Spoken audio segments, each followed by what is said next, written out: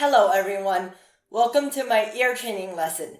This is lesson 4.3, Scales. In today's lesson, I'm going to show you how to identify a scale played on the piano. The only difference between a scale and the simple pitch pattern discussed in lesson 4.1 is that scales are longer.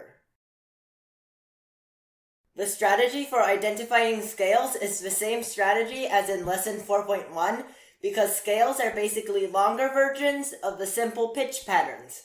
You still need to listen for whole, half, and whole plus half steps between the notes, and look for that pattern in the answer choices.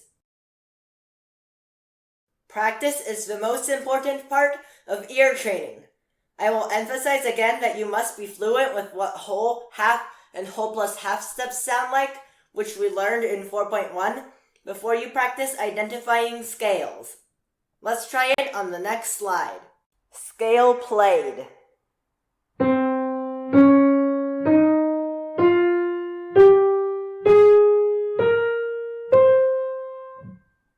C.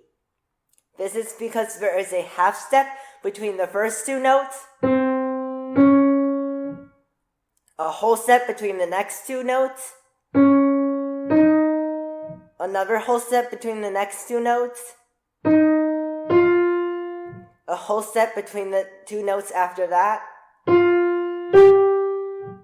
a half step between the next two notes, a whole step between the next two notes, and a whole step between the last two notes. Scale played.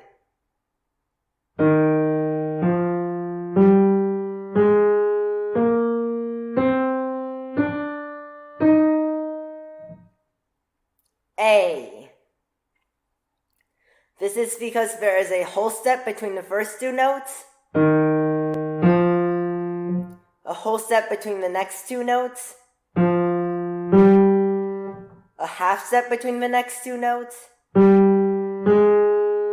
a whole step between the next two notes, a whole step between the next two notes, a whole step between the next two notes, and a half step between the last two notes. Conclusion. The method for identifying scales is the same as the method discussed in 4.1 because scales are just longer versions of the simple pitch patterns in lesson 4.1. For more practice, download my music theory app. In the next lesson, we are going to talk about how to identify rhythmic patterns. See you next time!